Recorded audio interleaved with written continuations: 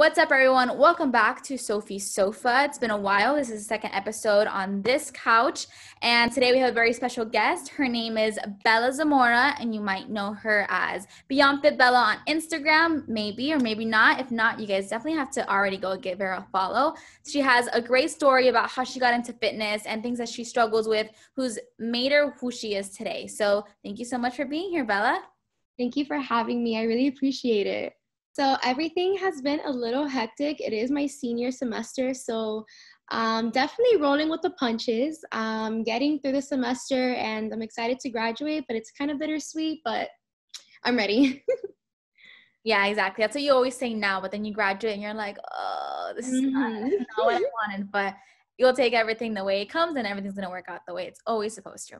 So Definitely. let's get started with a little bit more about you. So you just met someone, they have no idea who you are. How do you kind of introduce yourself? Like tell them who are you?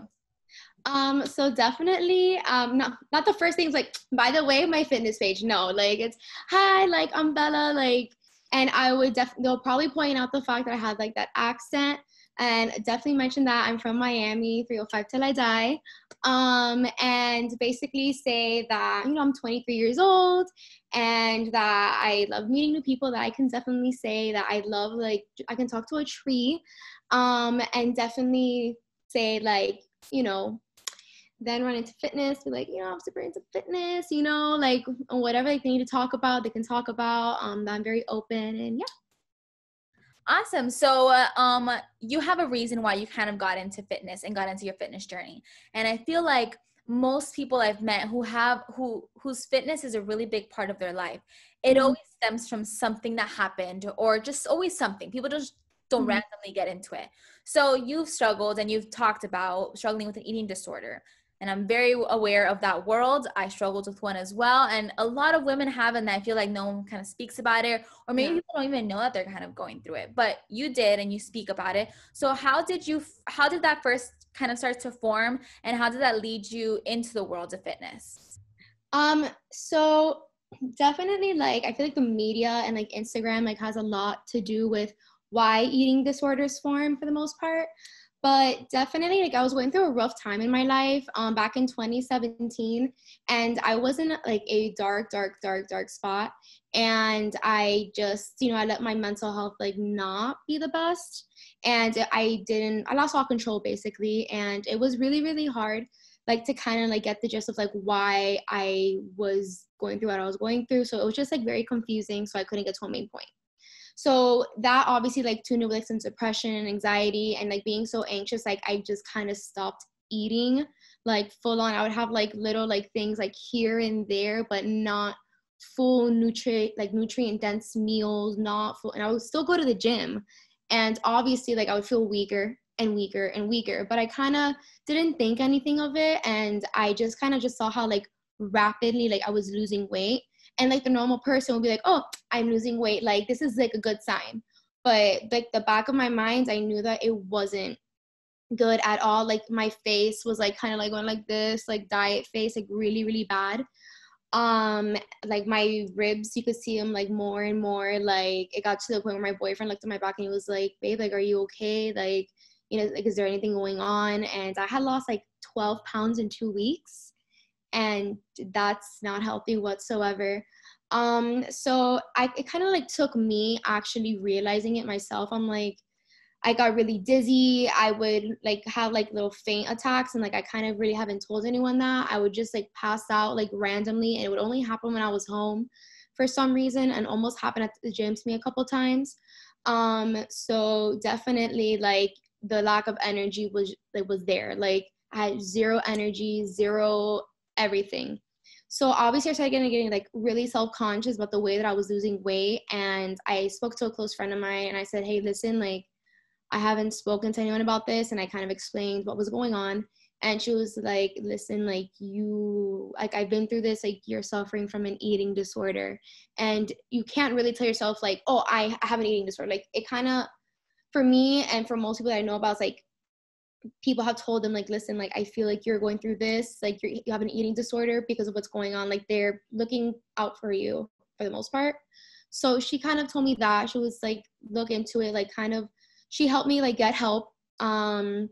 and I started seeing like a nutrition counselor and everything, and I started getting like more or less on track back in December 2017. Started August 2017, kind of getting back on track in December 2017 because I would have some relapse of what it was, whether it was binging and then, going and, purging. It wasn't good at all. And I tried breaking that habit. And then I would it was just so bad. Like I would eat like 500 calories a day when I thought I was getting back on track, and it was just so, so, so bad. So then a bodybuilding coach reached out to me and was like, hey, listen, like you have like a lot of potential, and I see that you were just at this like recent fitness expo, because that's where I kind of like started loving the fitness industry a little bit more because of that fitness expo. And he reached out to me and basically said if I wanted to be part of his team. And he taught me what real nutrition is. He taught me that eating gives you energy. Eating, like, carbs are your friend, fats are your friend, proteins are your friend. Like, you need food to have that energy and like to survive, basically, right? So that's kind of like how I got into it. And now I'm able to actually look at meals in proportions of like, all right, like I don't need to count my macros anymore. I have a set plan of what I want to eat for the day, and it's been working out ever since then. And 2019 is when I really started getting into the fitness industry even more with bodybuilding because of the gym I'm at, and ever since then. Wow, I mean, that's definitely a big journey. And I think a lot of us go through this big roller coaster of like thinking you're good, and then you kind of relapse a lot. And I think hearing your story, it's very similar to mine. And every time I hear people's story, I think so many women probably go through the exact same thing we're going through or went through. And one thing you had mentioned is like in the beginning, and when I would do research, a lot of eating disorders start off with just people not eating, right? Yeah. And then eventually that always stems into binge eating disorder. And that always stems into sometimes bulimia. And like, it's like this whole pattern of things. And you don't get stuck in just one. You have a little bit of everything. And then it's harder to diagnose, and it's like the stigma and everything. And one thing I was thinking when you were telling your story is, we're Hispanic, right? And I don't know, I'm curious to know how and if your family reacted to this, in the sense that for me it was not good, because I guess like in the Hispanic culture, number one, they have no idea that eating disorders are even a thing. Like, Yeah. I couldn't even say it in Spanish. Like, I ended up looking it up. It's called trastorno alimenticio or something like that. And I'm like, I can't imagine going up to someone and be like, yo tengo un trastorno. You know what I mean? It's like the weirdest thing. Yeah. And so my parents kind of didn't believe me. It wasn't until they actually saw me physically struggling. So how did your family kind of react? And were they supportive? Did it take a long time to kind of understand what you were going through? Talk about that. So I can definitely say that when I came home from that semester, my mom looked at me, she was like, "Ta flaca," like super flaca. So I was like, she basically told me I was like super skinny and all that. And then it didn't like click with her right away that there was something wrong till she like moved back home after I got my associates, and she was like, "Are you okay? Like, are you good?" Because she would see that like I'll get really pale in the face, that like, and it was just bad. So we went to the doctor, and because she was like, "I'm going to this doctor appointment with you," and I didn't tell her like one thing I didn't mention, that I stopped getting my period for a little bit because I had dropped like 40 pounds within 4 months, which is not good. So the doctor looked at me, and she was there. My mom was just kind of like, what's up with her, basically.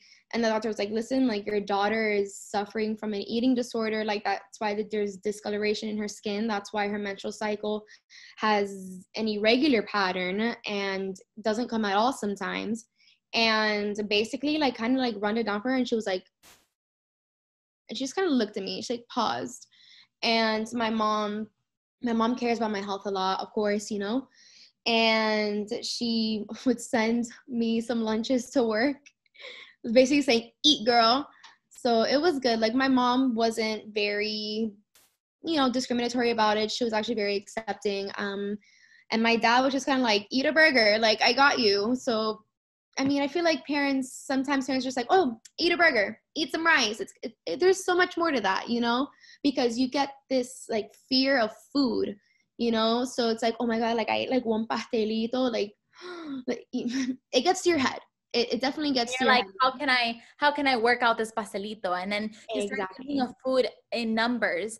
And that's where you mentioned that you tracked macros, correct? I did, and I don't do it anymore. Yeah, so I was going to tell you, I think there has to be a perfect mental state of health, like just mentally healthy to be able to track in a healthy way. And Mm-hmm. I think you have to track on your way to recovery. It has to be a part of it somewhere, because I think that's when you start realizing that, okay, it doesn't matter what I eat. It's just, I guess, how much of it I eat. And I can eat anything I want, but you have to just be mindful of how much you're eating. And I think macros kind of gives people that tool to kind of say, oh, wait, like I'm usually having a handful of peanuts. I thought that was like 100 calories, and it's actually like 400. And Yeah. then you start thinking, okay, so maybe if I want to have peanuts, just don't have so much, and things like that. And you start to see food as like how to proportionally eat it for your own body and things like that. And then eventually I think you get to a point where maybe you have to let go, and that's where you have to trust your body and say, and just kind of eat something that you love and but also healthy for you, and have the good balance of both. And for one thing, so I did end up going to like a whole rehabilitory center, and I'm sure that with your nutrition center or a nutritionist, they kind of would tell you tips and tricks of moving forward and things like that. And one thing, Mm-hmm. I always remember them telling me and just everyone who was in my program was always this: you will never be 100% cured. It's a mental thing that you're going to go through for the rest of your life. And they kind of tell you that because I think it's important for us to know that for the rest of our life, there's always going to be something a little bit there with food. But it's important to say, to wake up every day and make sure that today's going to be better than yesterday, or it's going to be just as good as it was yesterday, and things like that. So Definitely. you now being on the path of, maybe it doesn't dictate every single second of your day, how do you kind of deal with maybe some triggers and things like that in your day-to-day life from now up until like forever? So I kind of learned that when I went on to prep for 17 weeks, and that's where the fear of food started coming in again when I was going back onto onto, I guess you could say, like a regular everyday diet with my new coach that I'm with now. And it was my fault, like, completely, in the sense because like I wasn't all mentally there. I wasn't like, it wasn't okay, like, whatsoever. And I learned from that. And my coach was like, you need to eat. Like, I could see that you're depleted because you're not eating your carbs. I could see, so this coach that I'm with now pointed it out and told me, like, you need to start if you want to compete in the division you want to compete in, and more so to be healthy, because he does care about my health, and so does my trainer. She cares about my health as well. So they've taught me a lot. And basically, like, I learned from that to not see food as the enemy. And then when there's triggers of like, oh my God, like it's almost time for prep. Or, listen, it's okay. Like, don't be so hard on yourself, because everybody, I don't even see it like as a slip. I see it as you're human. Like, you're gonna, like, you enjoy your life. Like, you can't restrict yourself from so much. So basically, it's been a learning experience. And as I get older, I see that, yeah, there's dieting isn't everything, and you have to, like, enjoy your life, like, everything in moderation. And there's times where I look in the mirror, and I'm not gonna lie, I'm gonna be 100% honest, I'm just like,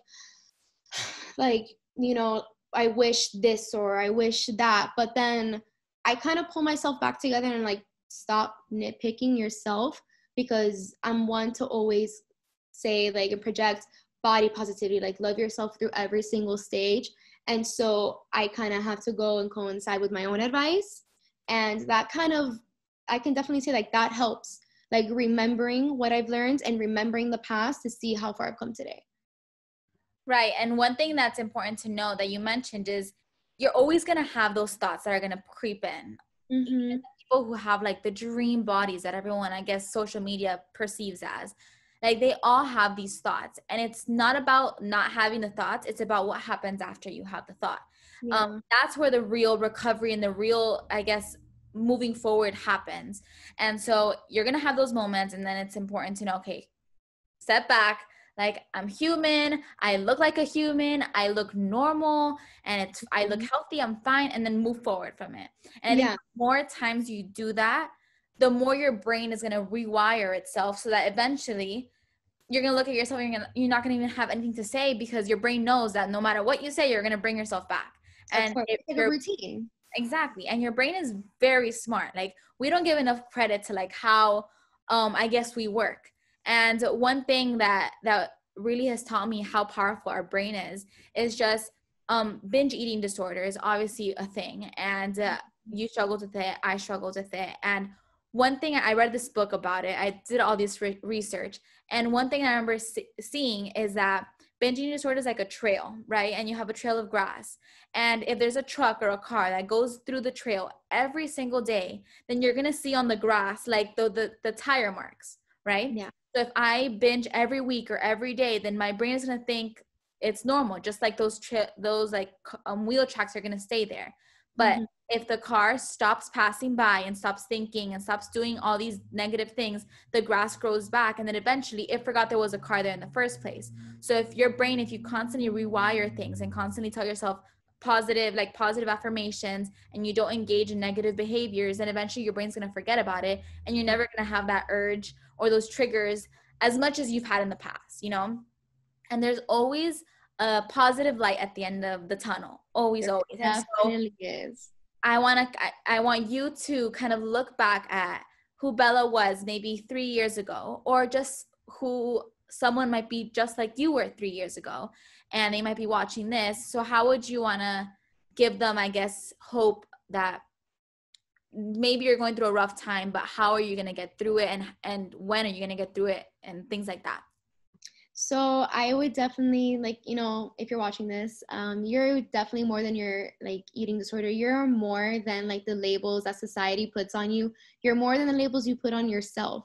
Like, it's okay, like, to go and enjoy life. Like, it's fine. Like, you can't put your whole life saying like, oh my gosh, I'm gonna eat this. Like, you have to go and enjoy your life, because you're definitely more than that. You're worthy of everything, and you're worthy of love that you should give to yourself. Because at the end of the day, it's really all about loving yourself, and it's really all about loving what your body has to offer. Because once you start loving yourself, everything will all come together, mentally, physically, and emotionally. All that love is just gonna go, and you're gonna sprout like a beautiful flower, is how I like to say it. And there's that light at the end of the tunnel, because I know you start in a dark spot, and that's where there's like the least self-love. But then once you start, like, with your affirmations, once you start, trying to make that great positive difference for yourself, everything just follows. Forgot to unmute. Is there anything else you kind of want to mention or kind of want to say about anything we've discussed, just to kind of close it off? So definitely, like, if you're struggling and you're kind of afraid to go and open up about this with somebody, and you don't want to go for help because, like, because everybody puts such a bad stigma on it, like, it's okay to go and find help. Like, it's okay to go and reach out to an influencer maybe that you follow, or, or your close friends or your family. Like, it's okay. Like, don't be scared. Like, I know it seems extremely scary, but you, like, can overcome that fear. And my DMs are always open. I always respond to them. I love hearing people's stories, and I love giving advice. So yeah, that's really all I have to say, and thank you so much. Of course, of course. And everyone can go ahead and find her channel down below. So it's going to be Beyond Fit Bella, right? So I'll have it written right under her right now. So you guys can go ahead and give her a follow. And like she said, she's an open book. So if you ever need anything from her, then definitely feel free to reach out to her. And we'll see you guys next time on the next episode of Sophie Sofa. Thank you so much for catching this one, and have a great day. Bye.